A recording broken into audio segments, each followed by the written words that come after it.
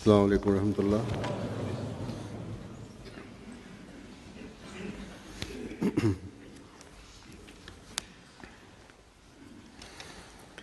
अशहदु अल्ला इलाहा इल्लल्लाह वहदहु ला शरीका लहू वअशहदु अन्ना मुहम्मदन अब्दुहु व रसूलुहु अम्मा बअदु फ़अऊज़ु बिल्लाहि मिनश शैतानिर रजीम बिस्मिल्लाहिर रहमानिर रहीम अल्हम्दुलिल्लाहि रब्बिल आलमीन अर्रहमानिर रहीम मालिकि यौमिद्दीन इय्याका नअबुदु व इय्याका नस्तईन اهدنا الصراط المستقيم صراط الذين أنعمت عليهم غير المغضوب عليهم ولا الضالين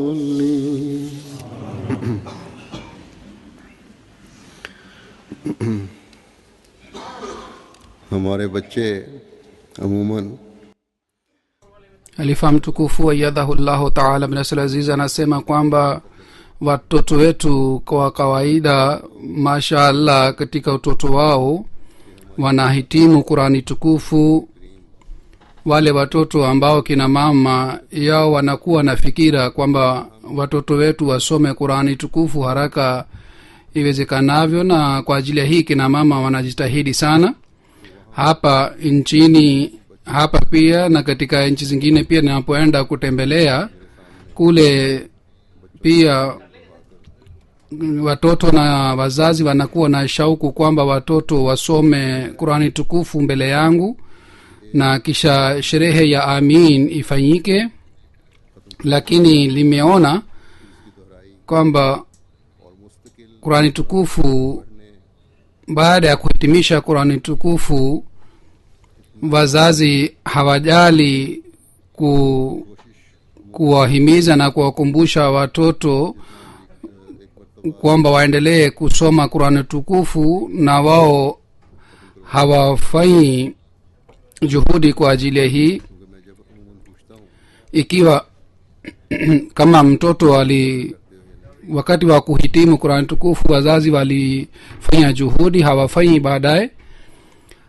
Napo wauliza watoto kwamba wao wanasoma Qur'ani tukufu kila siku wala, lakini kwa kuona athari kwa uso wao inaonekana kwamba hawasomi Qur'ani tukufu kila siku.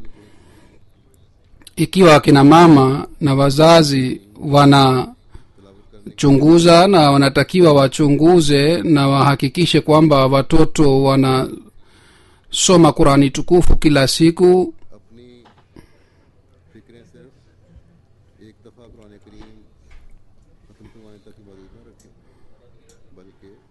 basi fikira yenu haitakiwi iwe kwa ajili ya hii tu kwamba mtoto ahitimu Qur'ani tukufu na asome mara moja, bali baadaye pia mnatakiwa kwa mfululizo watoto akumbushwe ili aendelee kusoma Qur'ani tukufu.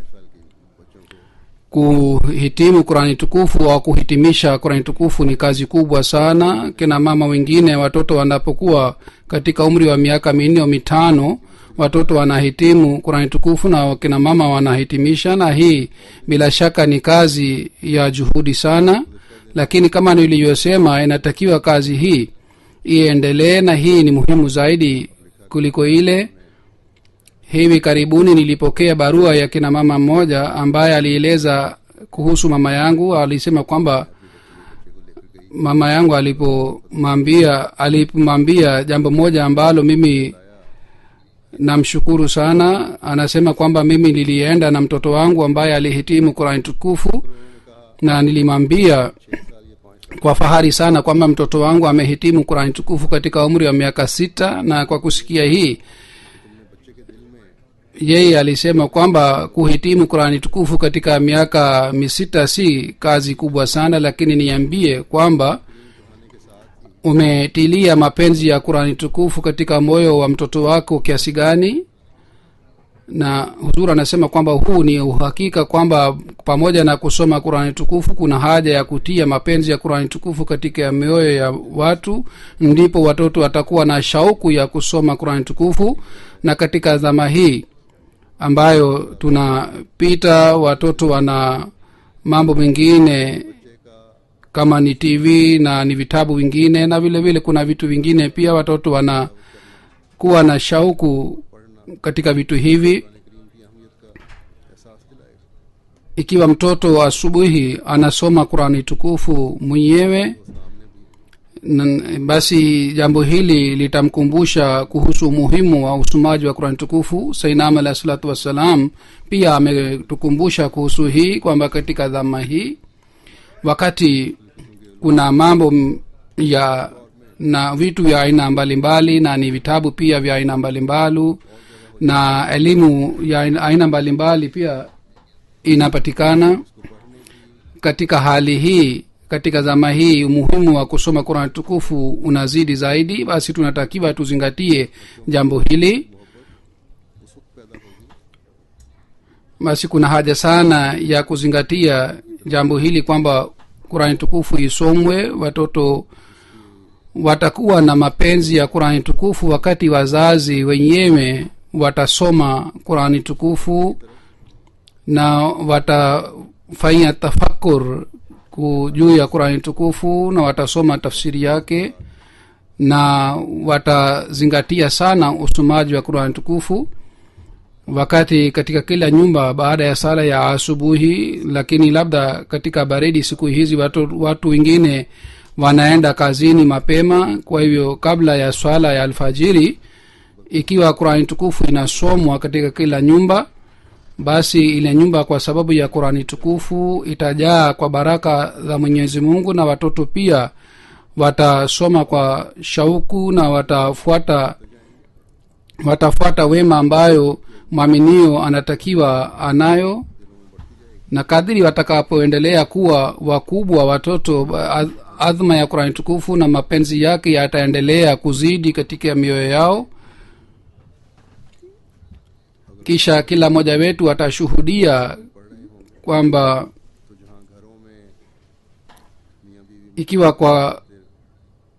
ikiwa tunasoma Qur'an tukufu kwa kufanya tafakkur, tutaona nyumbani baraka ya Mwenyezi Mungu itapatikana. Na pamoja na hii, watoto pia watakuwa sehemu nzuri ya jumuiya, na watakuwa na shauku ya kusoma Qur'an tukufu.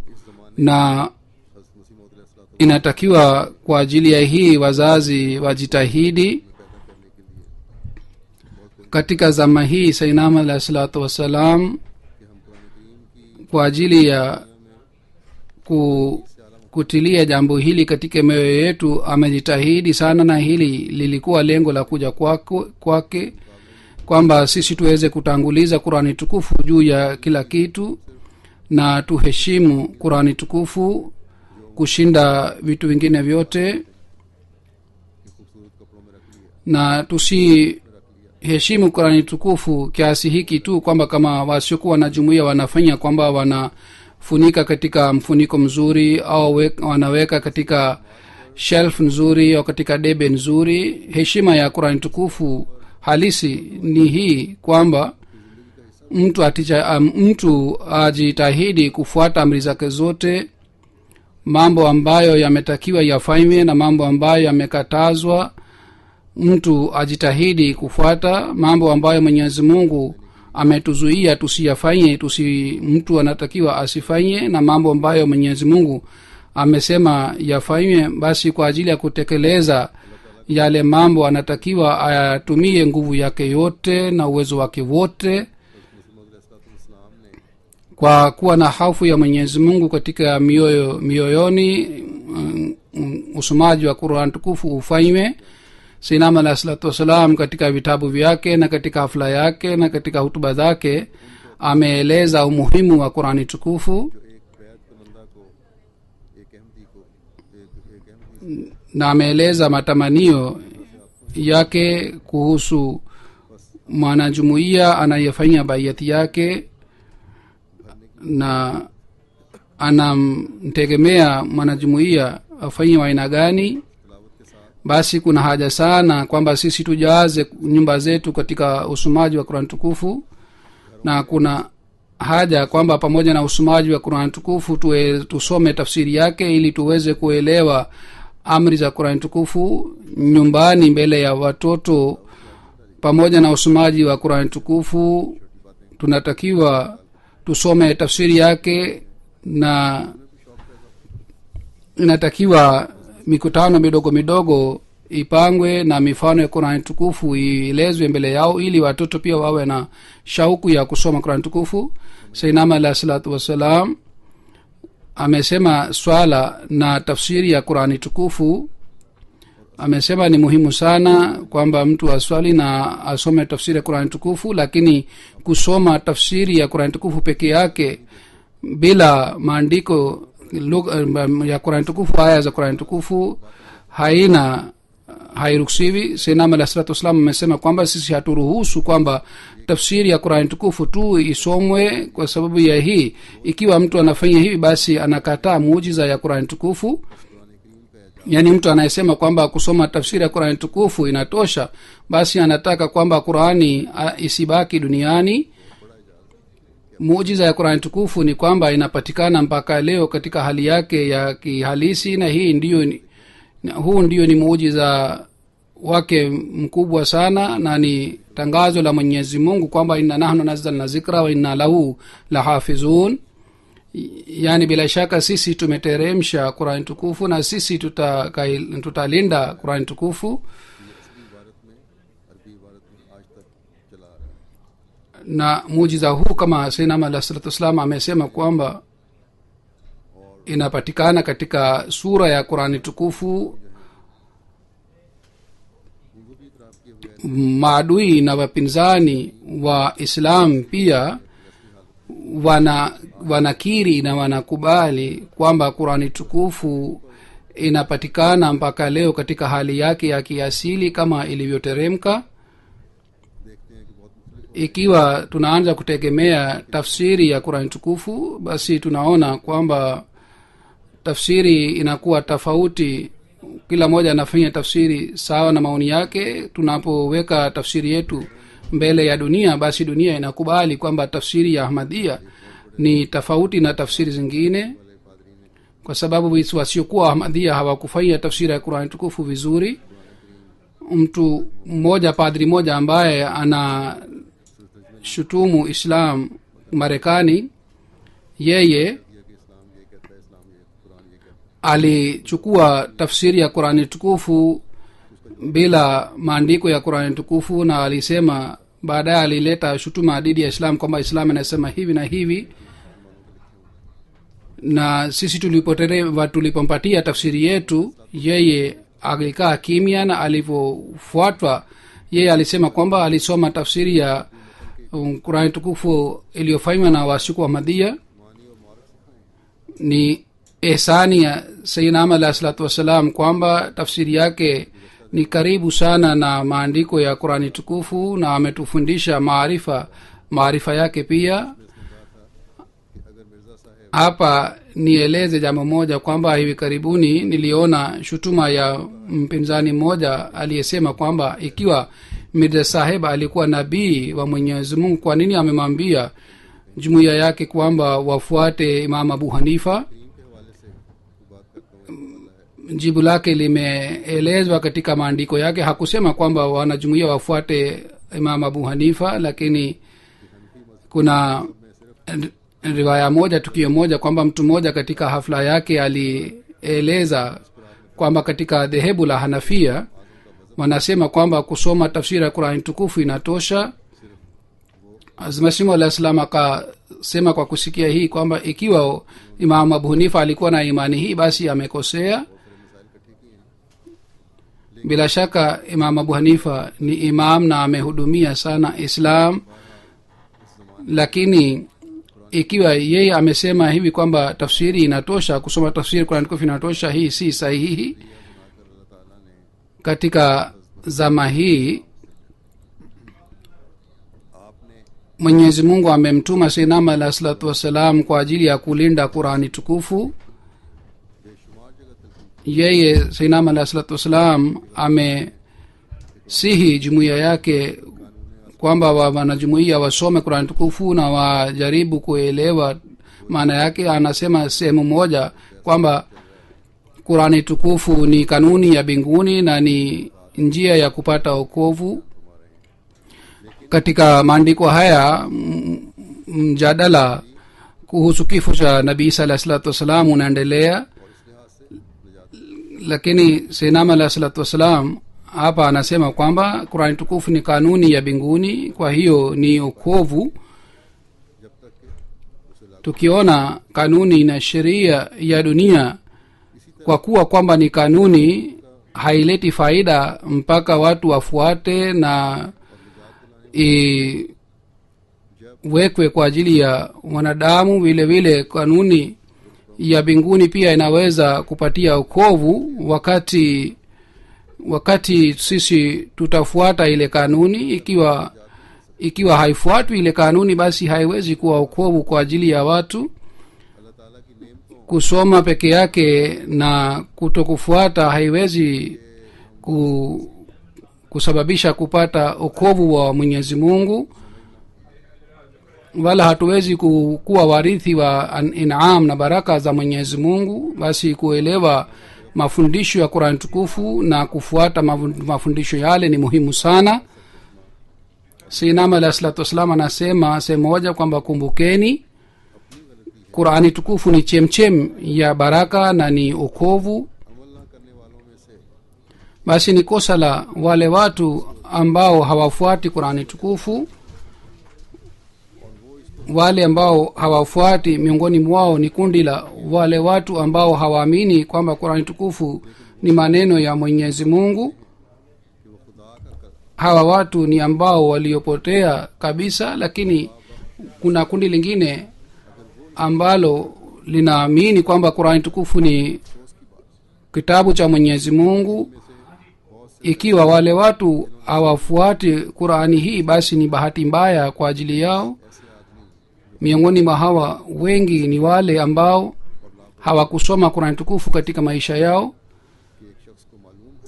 Watu wa aina hii ambao wameghafilika katika Qur'ani tukufu, mfano wao ni kama mfano wa yule ambaye anajua kwamba chemchem fulani ni safi na ni tamu sana, na maji yake yanaponya maradhi chungu mzima. Kuwa na elimu hii, anakuwa na elimu hii kwa yakini, lakini kwa kuwa na elimu hii na kwa kuwa na hii kwamba na maradhi chungu mzima, hawaendi karibu na kile chemchem kwa ajili ya kunywa maji, basi yule mtu ni mwenye bahati mbaya na ni jahili. Alitakiwa angeenda kule na angechemcha maji na angeshiba ili angepata ladha ya maji ya chemchem. Lakini pamoja na hii kwamba ana elimu, lakini ni mbali katika chemchem kile. Mwenyezi Mungu atujalie tuweze kuelewa maneno haya na tuweze kufuata mafundisho ya Qur'ani tukufu. Tunaweza kutimiza haki ya bayati yetu wakati tutakapofuata mafundisho ya Qur'ani tukufu katika maisha yetu. Na mafundisho ya Qur'ani tukufu ni haya kwamba mambo yote maovu yote yaliyoelezwa katika Qur'ani tukufu tujitahidi tusiyafanye. na wema ambayo imeelezwa katika Qur'an tukufu tujitahidi tufuate na tufanye, na kwa ajili hii tufanye juhudi sana. Sayyidina alayhi salatu wassalam anasema kwamba Qur'an tukufu haitaki hii tu kwamba manadamu aache shari na aone kwamba ameshapata mwisho wake, bali Qur'an tukufu inataka kumpatia manadamu imani ya hali ya juu na afanye vitendo ambavyo vinakuwa kwa ajili ya heri ya wanadamu, na matokeo yake ni kwamba Mwenyezi Mungu aridhiki naye, awe radhi naye. Basi ikiwa mwaminiwa anampenda Qur'an tukufu kwa hakika, basi atajitahidi apate hali hii katika maisha yake, na vile vile atajitahidi apeleke watoto wake pia katika hali hii, kama alivyosema Sayyidina alayhi salatu wassalam kwamba kujizuia katika shari si jambo muhimu sana, wala si jambo la kusifu, wala haitakiwi liwe lengo letu katika maisha yetu, bali malengo yetu yanatakiwa makubwa sana, na kwa ajili ya kupata malengo haya tunatakiwa tujitahidi. Wema yote ambayo imeelezwa katika Qur'an tukufu tuweze kufuata katika maisha yetu. Ikiwa kila mama na mtoto atajitahidi kwa ajili ya hii, basi jamii nzuri itapatikana, jamii ambayo Islam inataka kuleta na kutayarisha. Mara kwa mara wale ambao wanaleta shutuma dhidi ya Islamu midomo yao pia itazibwa. Hapa kina mama wawili ni mashuhuri sana, watu wanawasifu sana, ambao wanaleta shutuma dhidi ya mafundisho Qur'an tukufu hivi karibuni. Kwa sababu ya juhudi ya Khudamul Ahmadiyya katika chuo cha UCL muhadhara ulifanyika. Wasimamizi wa chuo walipanga muhadhara huu. Wale kina mama wawili walileta shutuma dhidi ya Islam na dhidi ya mafundisho Qur'an tukufu, lakini khudam wetu moja wao ni kutoka Pakistan, ni mwanafunzi wa Jamia Ahmadiyya hapa katika Uingereza, na mwingine ni mzungu ambaye ni mwanajumuiya mpya. Hawa wote wawili waliwapatia hoja na dalili katika Qur'ani tukufu kwa mujibu wa mafundisho ya Qur'ani tukufu. Wale kina mama walipata hasira sana, hata wasaidizi wao pia kwa kuona hali yao ya kuleta shutuma pia waliona kwamba hii si njia nzuri, na kwa hivi ushindi wa Uislamu ulipatikana pale.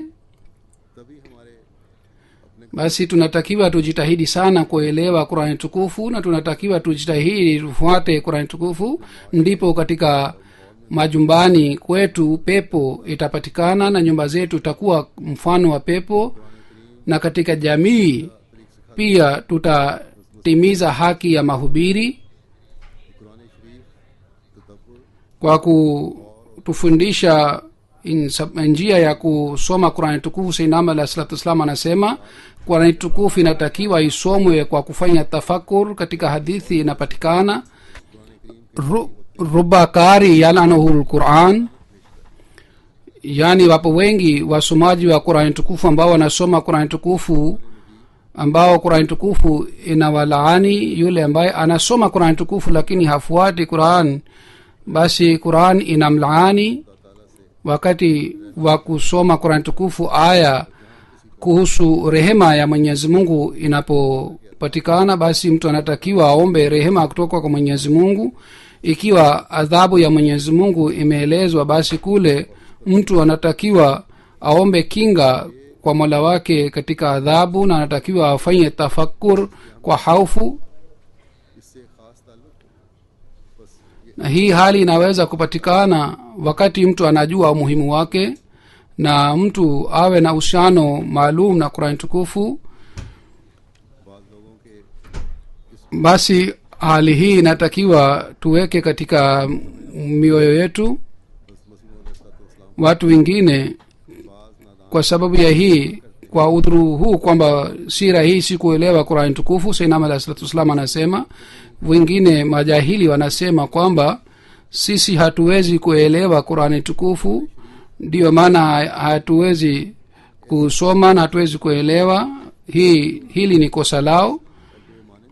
Mambo ya itikadi Qur'an tukufu imeeleza vizuri kiasi hiki kwamba mfano wake haupatikani, na hoja zake zinaleta athari katika mioyo ya watu. Qur'an tukufu ni wazi kiasi hiki kwamba wale mabedui wa Arabuni walielewa mafundisho yake. Katika zama hii Mwenyezi Mungu ametufanyia ihsani sana. Kwa kutufanyia ihsani, Mwenyezi Mungu alituma Sayyidina alayhi salatu wasalam, ambaye alitufundisha amri zote za Qur'ani tukufu ya kidhahiri na mambo ya kisiri ya Qur'ani tukufu pia alitufundisha. Wa akharina minhum lamma yalhaqu bihim, yeye alitupatia baraka yake. Basi katika hazina hii tunatakiwa tukusanye dhahabu na lulu ambayo Sayyidina alayhi salatu wasallam aliyotupatia, na hii haiwezi kuwa mpaka sisi tumpende Qur'ani tukufu kweli kweli. Wapo duniani wengi ambao wasikuwa na jumuiya, ni Waislamu, lakini wanasoma Qur'ani tukufu. Usomaji wao ni mzuri sana na wanapata zawadi sana, na wanarekodi pia usomaji wao, lakini miongoni mwa hawa ni wengi ambao hawajui maana ya Qur'ani tukufu na tafsiri yake. Ndiyo maana katika Islam ilikuwa imani kwamba aya kadhaa za Qur'ani tukufu zimefutwa. Hata mpaka leo hawaelewi maana na tafsiri ya aya kadhaa, kama ni kuhusu kifo cha Isa alayhi salatu wasalam, na hawajui maana ya tafsiri ya Qur'ani tukufu hawa watu. Kuhusu hii ni onyo la Mtume Muhammad sallallahu alaihi wasallam. Katika hadithi moja Hazrat Abbas bin Abdul Muttalib anasema kwamba nilimsikia Mtume sallallahu alaihi wasallam akisema kwamba zama itakuja wasomaji wa Qur'an tukufu watapatikana ambao watakuwa na kibri kwamba nani mwingine anaweza kusoma nzuri kuliko wao na nani anaweza kuelewa maana ya Qur'an tukufu zaidi kuliko wao. Mtume sallallahu alaihi wasallam anasema, je, unaona wema vya aina yoyote ndani ya watu? Maswahaba wakasema hapana. Mtume sallallahu alaihi wasallam alisema kwamba hawa watu watapatikana miongoni mwenu na katika umma huu, lakini wao watakuwa kuni ya jahannamu. Basi kupata fadhila za Mwenyezi Mungu na kupata ukaribu na Mwenyezi Mungu na kuepusha katika moto wa jahannamu ni jambo ambalo ni kusoma Qur'an tukufu kwa unyenyekevu na kuelewa tafsiri yake na kufuata amri zake, na ni kupenda Qur'an tukufu. Na hii ni jukumu la kila mwanajumuiya miongoni mwetu. Anatakiwa kwa ajili ya hii ajitahidi. Sayyidina alayhi salatu wasallam anasema sehemu moja, tahadharini. Katika Safina yenu anasema kwamba tahadharini na msifanye kinyume na mafundisho ya Qur'an tukufu. Nasema kweli kweli kwamba mtu yeyote anayekataa amri moja katika amri 700 za Qur'an tukufu, yeye anafunga mlango wa ukovu kwa mkono wake mwenyewe. Ukovu wa kweli ni ule ambao Qur'an tukufu uliotupatia. Basi musome Qur'an tukufu kwa kuelewa na kukufanya tafakuru, na mupende sana Qur'an tukufu, mapenzi ambayo hamkufanya na kitu kingine chochote, kwa sababu Mwenyezi Mungu ameniambia al-khairu kullu fil Qur'ani, yani kila baraka kina heri inapatikana katika qurani tukufu, na hii ndiyo ni kweli. Basi ni bahati mbaya ya wale ambao wanatanguliza kitu kingine juu ya qurani tukufu. okovu wenu na mafanikio yenu ni katika qurani tukufu. hakuna haja yenu ya dini yoyote ambayo haipatikani katika qurani tukufu. kuthibitisha imani yenu ni qurani tukufu siku ya kiyama. basi chini ya bingu hakuna kitabu kingine isipokuwa qurani tukufu. mwenyezi mungu amefanya esani juu yenu kwa kuteremsha qurani tukufu. nasema kwa kweli kweli kwamba kitabu hiki ambacho kilichosomewa juu yenu ingesomewa juu ya mayahudi wasingeangamia. kitabu ambacho nyinyi mmepewa wangepewa mayahudi bila ya taurati wasingekataa kiyama. basi muheshimu neema hii ya mwenyezi mungu ambayo umepewa. neema hii ni neema nzuri sana, na ni mali hii ni yenye thamani sana. ikiwa isingekuja qurani tukufu, basi dunia hii ilikuwa kama ni uchafu. basi mbele ya qurani tukufu mwongozo ya kila aina haina maana. kisha sainama alayhi salatu wassalam anasema kwamba kwa ajili yenu mafundisho muhimu ni kwamba msiache qurani tukufu kama kitu kilichoachwa. wale watakaoheshimu qurani tukufu wataheshimika huko mbinguni.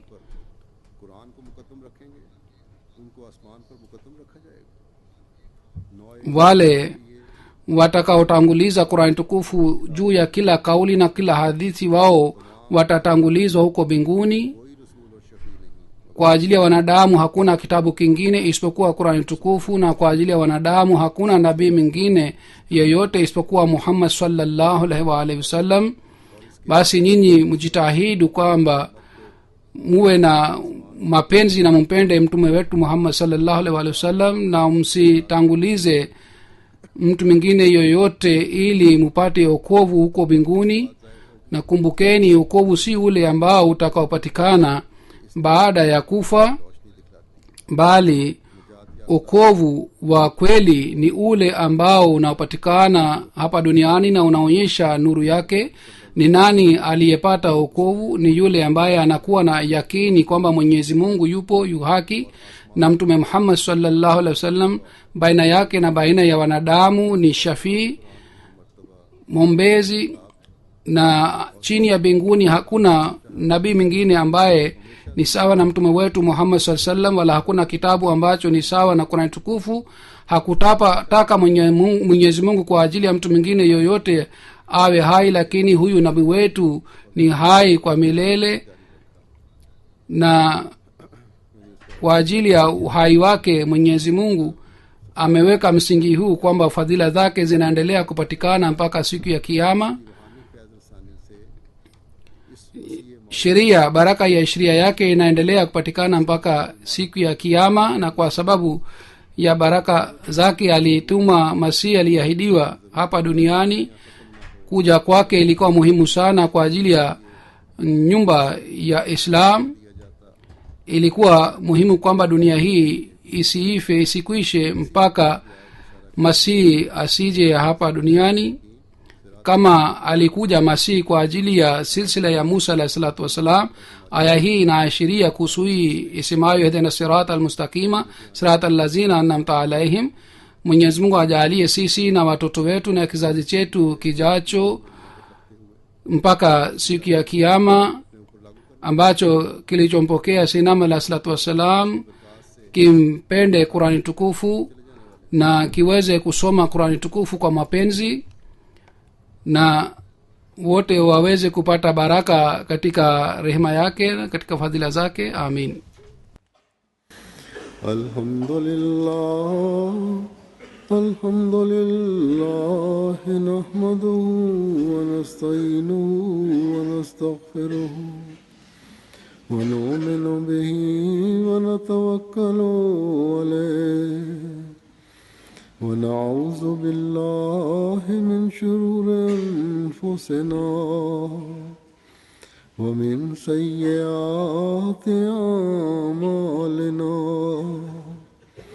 من يهده الله فلا مضل له ومن يضلله فلا هادي له ونشهد أن لا إله إلا الله ونشهد أن محمدا عبده ورسوله عباد الله رحمكم الله إن الله يأمر بالعدل والإحسان وإيتاء ذي القربى وينهى عن الفحشاء والمنكر والبغي يعظكم لعلكم تذكرون اذكروا الله يذكركم وادعوه يستجب لكم ولذكر الله أكبر